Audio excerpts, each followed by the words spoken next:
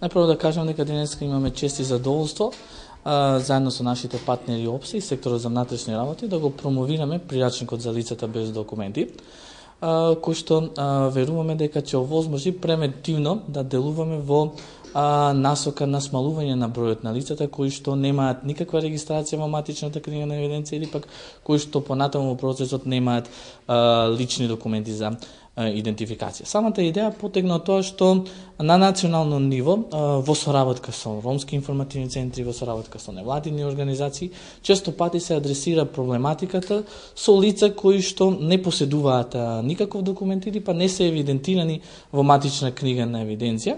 И најчесто граѓаните се соочуваат со тој проблем тогаш кога доаѓаат во однос со институциите, во смисла на тоа дека им е потребна одредена услуга, остварување на здравство, образование, социјална заштита и така натаму. И најчесто тогаш се увидува проблемот дека постои одредена категорија која што не поседува никаква документација. Во таа насока, како што кажа, во соработка со нашите партнери на национално ниво, каде што дел таа работна група се вклучени сите засегнати страни, Управата за водење на матична книга на евиденција, Министерството за внатрешни работи, Министерството за труд и социјална политика, воочивме дека треба да подготвиме еден прирачник кој што треба да им овозможи и на самите граѓани подобро да се информираат со самите административни процедури, меѓутоа на институциите на подрачно ниво треба да им овозможи на поголема соработка во однос на третирањето на овие прашања.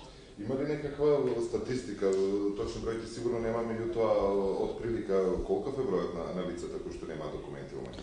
За точни бројки и точна прецизна постапка во однос на лица кои што не поседуваат, ние не можеме да говориме во овој момент, меѓутоа во Одделението за имплементација на стратегија и декада на ромите, токму низ нашата мрежа на соработка со повеќе локални партнери, токму работиме на проблемот на прибирање на податоци од терен кои што може да се најдат, кои што самите ќе се пријават дека се соочуваат со тој проблем. Тоа е единствената постапка која што во овој момент ја имаме. Значи, доколку одредено лице нема се соочува со овој проблем, треба да се јави или во Ромскиот информативен центар во оние градови каде што ги имаме, или во некоја невладина организација, меѓутоа дури во самите центри за социјална работа, во подрачната единица на матичното одделение, каде што може да го пријави, да се пополни одреден прашалник дека се соочува со овој проблем. Таа поставка не овозможува да располагаме со една одредена бројка на лица кои што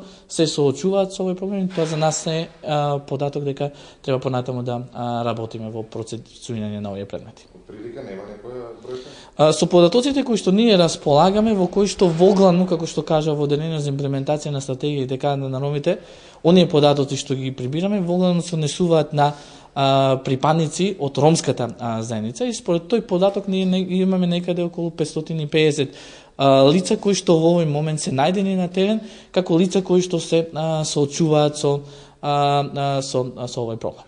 Претпоставам дека реалната бројка е многу поголема. Јас се надевам дека реалната бројка е помала и се движи во ова насока и во таа насока ние токму денес преземаме превентивни мерки, продолжуваме и понатаму да работиме, надевајќи се дека овој проблем ќе се реши. Која е причината што овие лица се без документи врз основа на она што го располагате вие како податоци кога им се јавува потреба од нив, што велат, поради кои причини остануваат без документи? Причината е различна. Ние се обидовме во рамките на работната група, согласно причините кои што се идентификувани, да ги категоризираме предметите по одредени категории. Увидовме дека постојат генерално неколку категории кои што најчесто се појавуваат како проблем зошто лицата немаат. Например, имате една категорија на лица кои што не се запознаени со самите постапки, не одат навремено во предвидениот рок да ја завршат својата обврска. Од друга страна пак имате една категорија која што иако сака да го направи тоа, поради тоа што не поседува никаков документ, не може да